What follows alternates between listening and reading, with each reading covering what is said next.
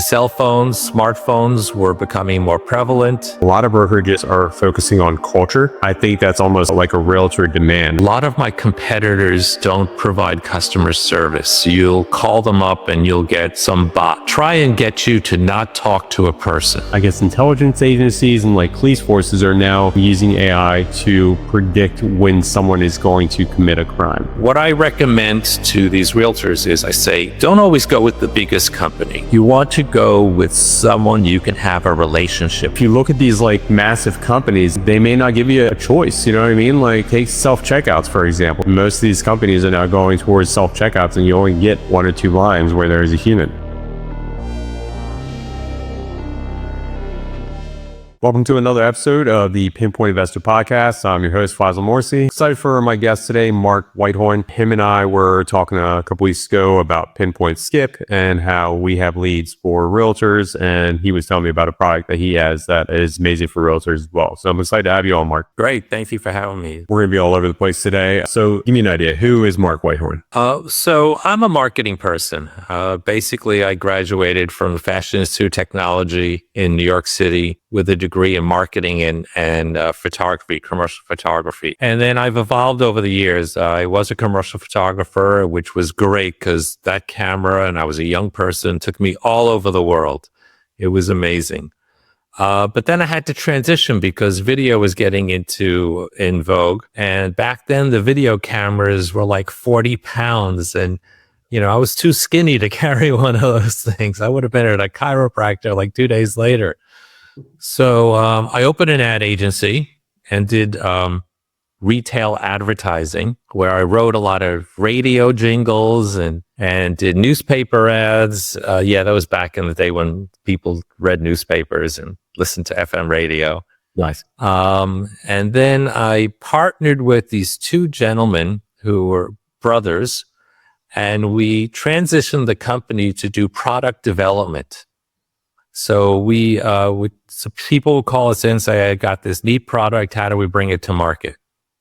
So one of my favorite stories is one gentleman called me in. He's the president of a large company, and he had these things, like braces, for the wrist and the knees and stuff like that. And he was shut out of the large pharmacies by a couple of major players. So he was going to go after the independent pharmacies. So we created this thing called hospital grade. And we came up with a box that was gray and blue with the medical emblem with the sword and the snakes and all that. And it worked. He went to town with it. Where was this company based at? Was it New York?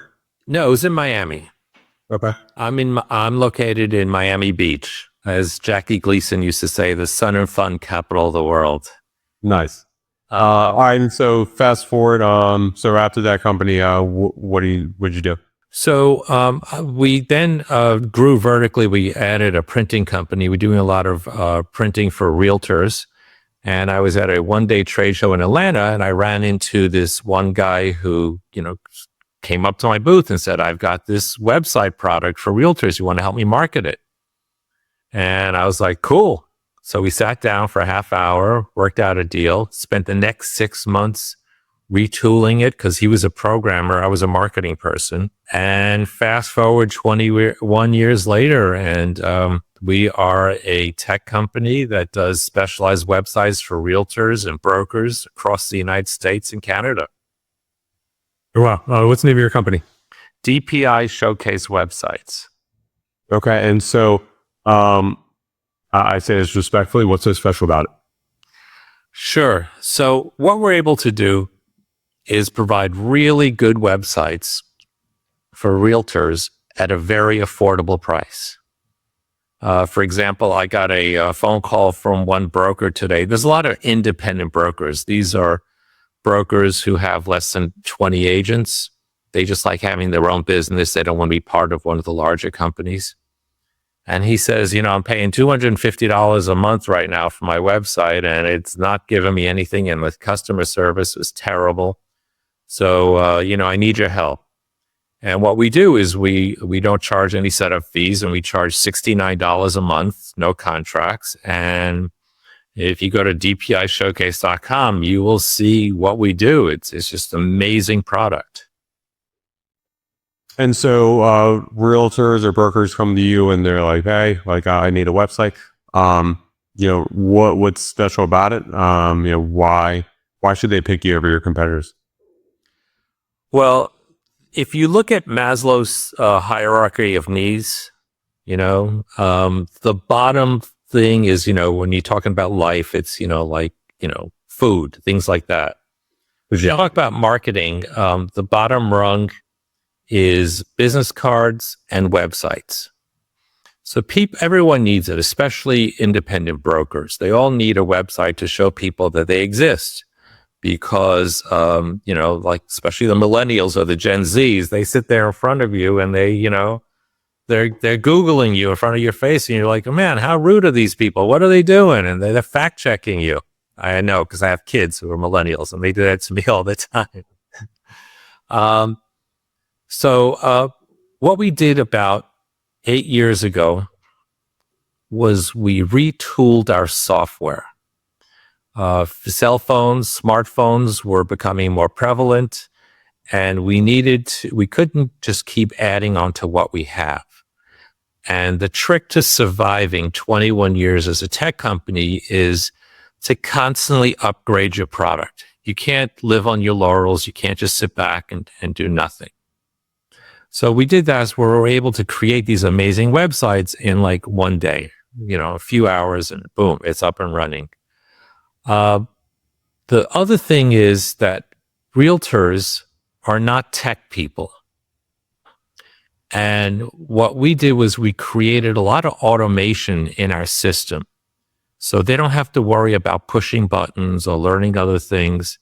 Like, for example, yesterday we sent out close to 1 million Happy Grandparents' Day emails. And the realtors didn't have to lift a finger. It was easy for them. And plus, we do a lot of other things that are automated. One of the other things that we pride ourselves on is customer service. A lot of my competitors don't provide customer service. You'll call them up and you'll get some bot that will try and, AI is coming out, and I just released an AI product, which is doing great.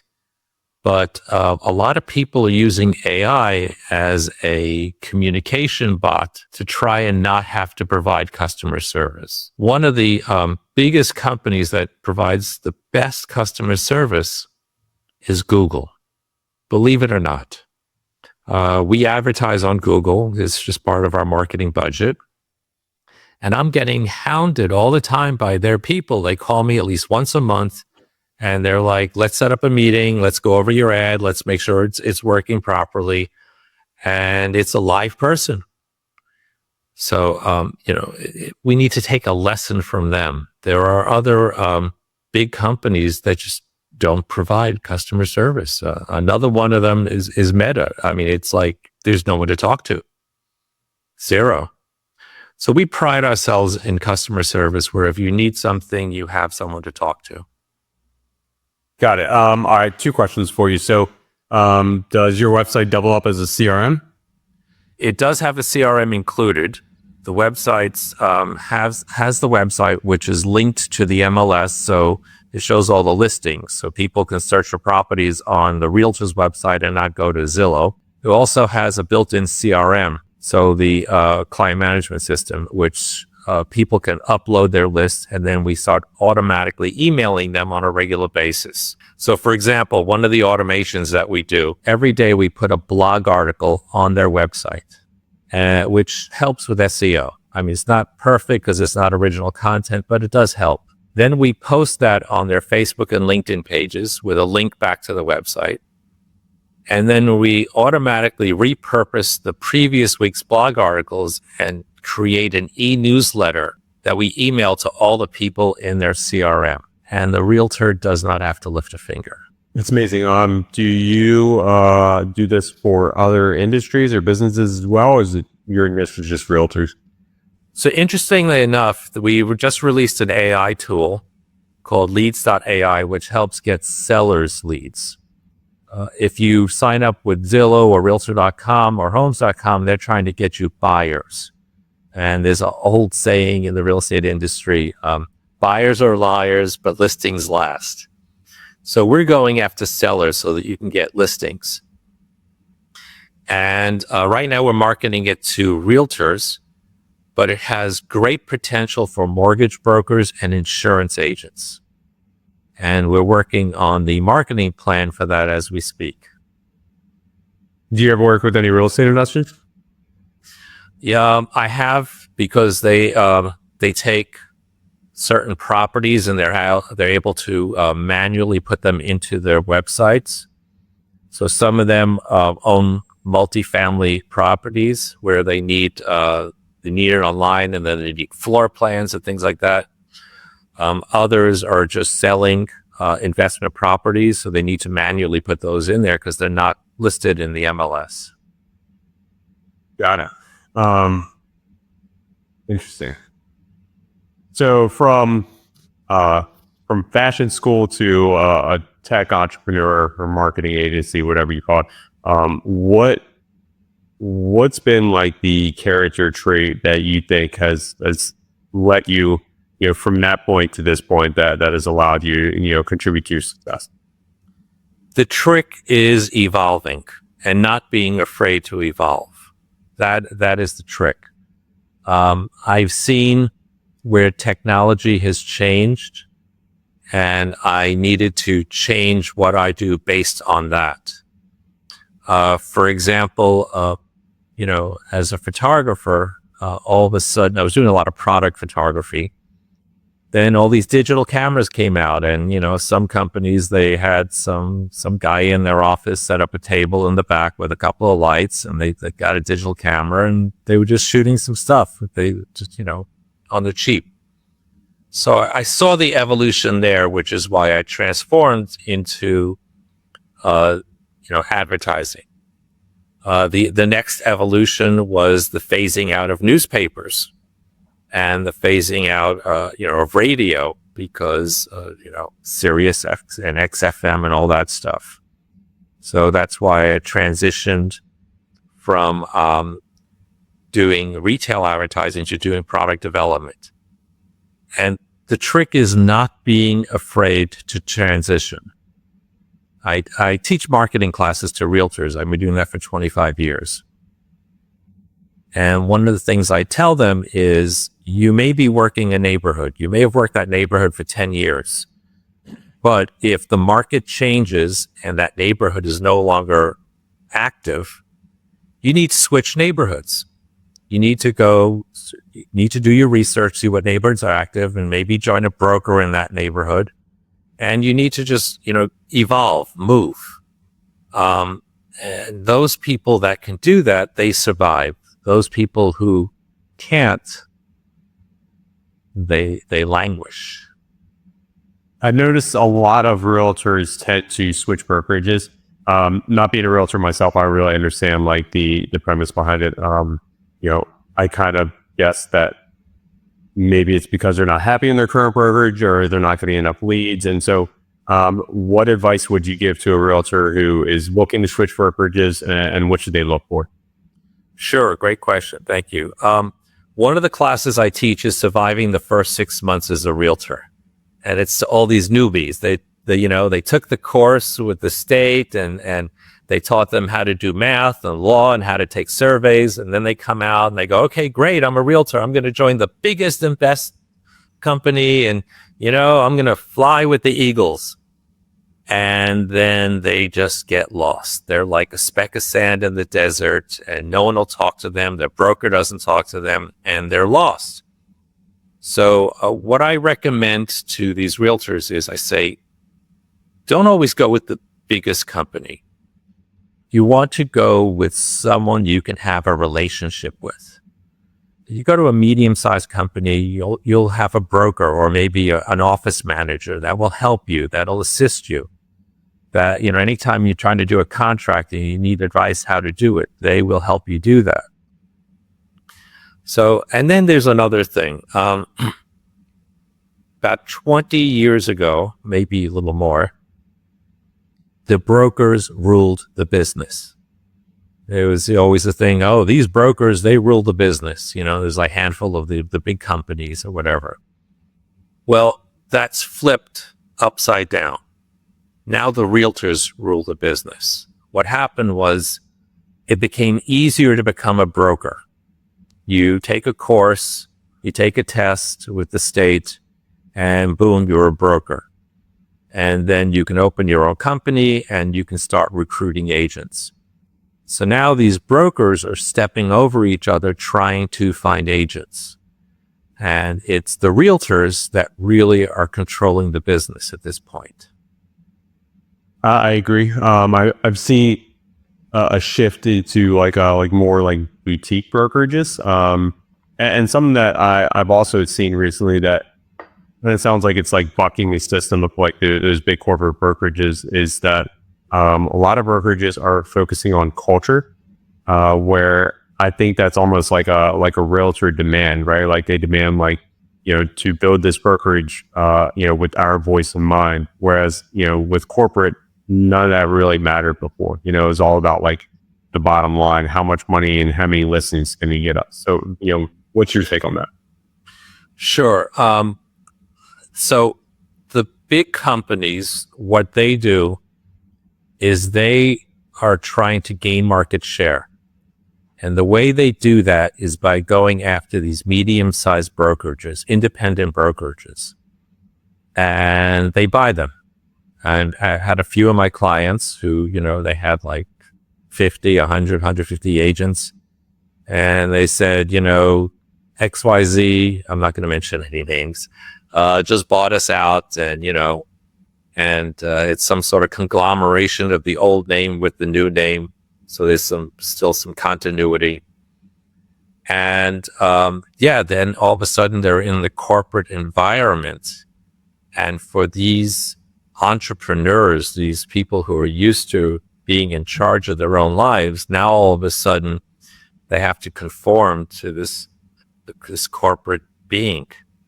Some of them make the transition, and others actually, when their contract is up, they leave and they start their own brokerage again. Because you're right, it is cold being part of the big corporate environment. If you don't fit into their box, you don't fit. What do you see as like the next evolution with the realtors and AI? So that's tricky. I gave a lecture on this about 2 years ago at LA Tech Week about AI. And I talked about how it has great potential, but it is not there yet. It needs to evolve into something that's practical and useful. It's, for example, in the 1990s when, the internet, W2 came around, and we would all these IPOs for all these things like diapers.com and stuff like that. And a lot of those companies failed because either they were not viable concepts or they were ahead of their time. So what's happening now is some easy products or tools are coming out for AI, which are not really good products. For example, they're coming out with these chatbots, advanced chatbots that are using AI to replace, like I said before, customer service. And in my mind, being a realtor, you're a salesperson, it's all about relationships. People want to talk to people at the end of the day. And you can't have some bot take that away, because then you start losing clients. So that's what's happening now. The challenge with AI, and they're starting to figure this out, it has to do with copyright, the owning of data. There's been a lot of lawsuits. For example, the New York Times sued one of the AI companies for, copying all their articles into their database. You're not allowed to do that. Getty Images sued another company for the same thing, for, taking their images. So it's really important to have data that you own and that you could use or that you pay for. So for example, with our AI tool, we pay for the data. And, this way it's all clean and no one has to worry about, any lawsuits or anything like that. So AI is still evolving. Generative AI, where you get a picture of, the president doing something funky, there's no market value for that. It's a novelty thing. But it's still evolving to where we're starting to come out with tools that are using AI and have a benefit to consumers. One of the tools that I heard about recently that it's almost scary is like, I guess, intelligence agencies and like police forces are now using AI to predict when someone is going to commit a crime, like before they actually commit it. It's almost like, I don't know if you remember the movie Minority Report, but Yes. it's like, hey, you're about to kill someone, so you're going to jail for that crime, which you haven't committed yet. So it seems like it's the wild west right now. And yeah, I don't know where it's going, but I do agree with you that a lot of these tools, they're not there yet. I was testing one last week. It was a AI caller, and there seemed to be like a gap between like human connection and what that AI was able to like do. And so I felt like it just seemed like, okay, like I know, like I'm not talking to a human, but there's something weird and I don't know what's going on, type of thing. Right. So I get calls all the time from finance companies. They're trying to loan me money. And, the bankers are, they're willing to give you an umbrella when it's sunny outside, right? Of course. And when you don't need them. So there was one where this woman was on the line and she sounded so real. I was like amazed. But after, a few minutes, you realize, well, this is a bot. But it was good. Did it put a bad taste in your mouth? Yes, it did. Because basically a bot was trying to pre-qualify me. Basically where it was. Yeah, I'm there too. Like, I feel like we're starting to lose that human connection. It's like we're losing to the bots. And for me, it's like, I understand that it's going to be part of the future, but I'm willing to fight the good fight as long as possible. Well, how are you currently? Sorry, I've got. I don't know if I agree with you where it's part of the future. I think consumers rule, and if consumers don't want to be talked to by a robot, they want a person. That's where the market will go.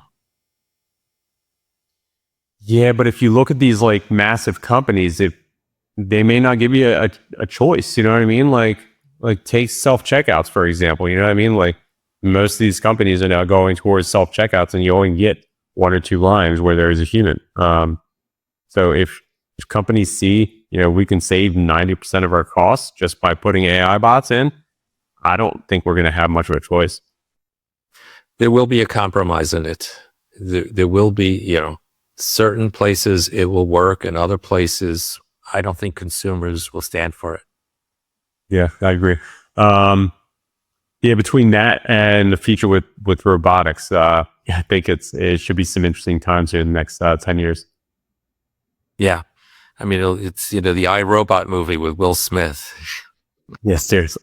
All right. This is always a fun question for me that I like to ask our real estate professionals. I feel like in real estate, we see like the lowest of the low.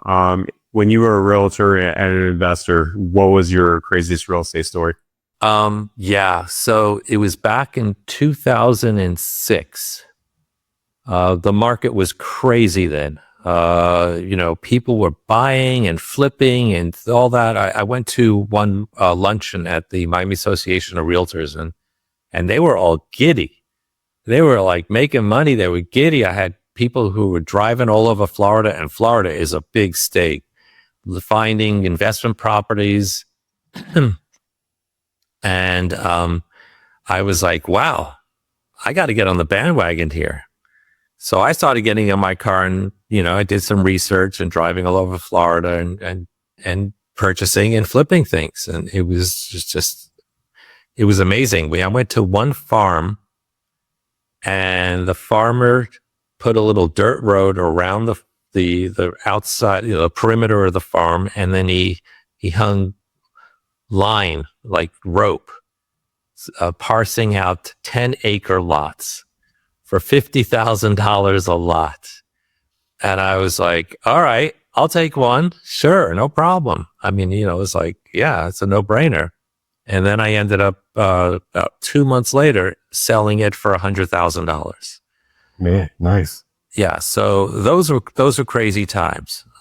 When I was at that luncheon, I wanted to raise my hand and say, how long will this last? But I behaved myself. I sat on my hands. I didn't want to ruin the mood.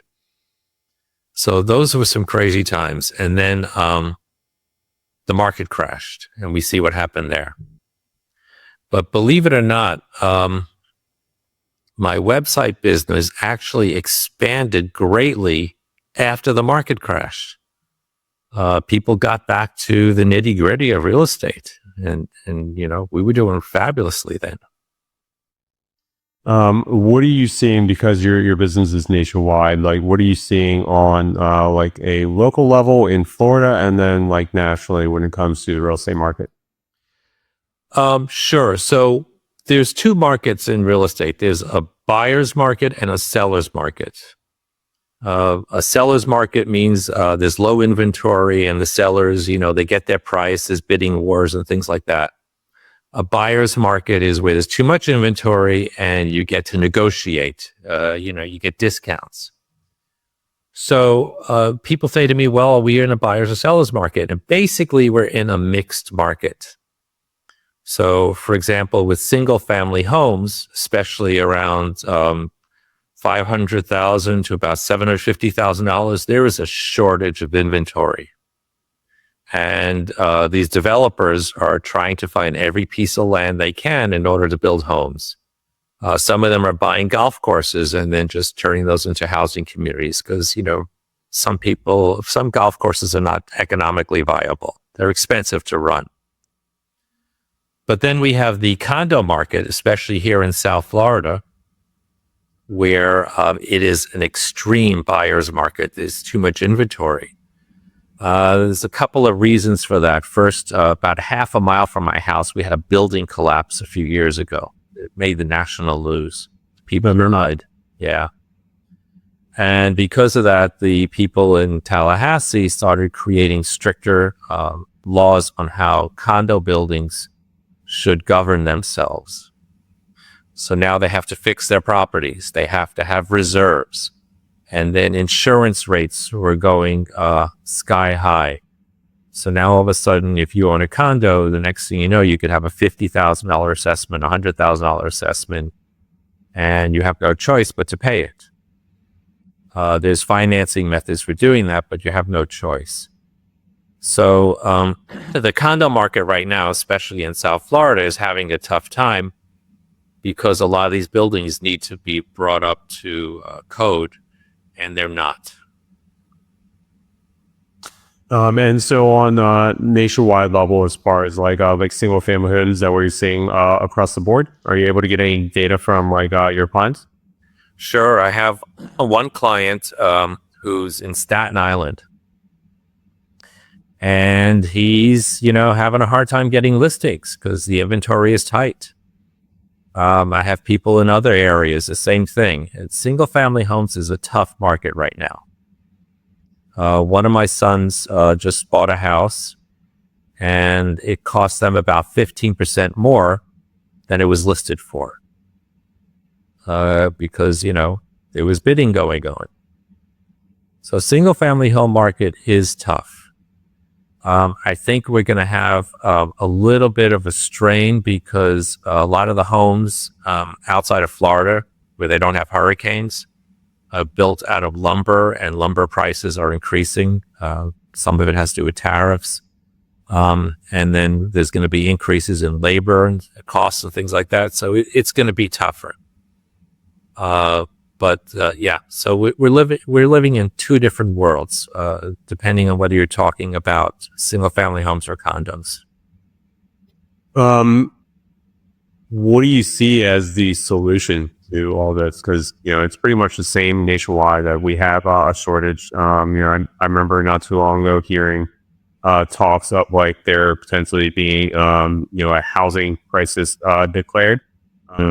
So in your opinion, what do you think is the solution for this? So I don't think we could rely on the government for a solution. That's one of the problems we have is we think that, the government, it's like, Big Daddy's going to fix everything. And the truth is there's only so much the government can do. I think it comes down to the family level.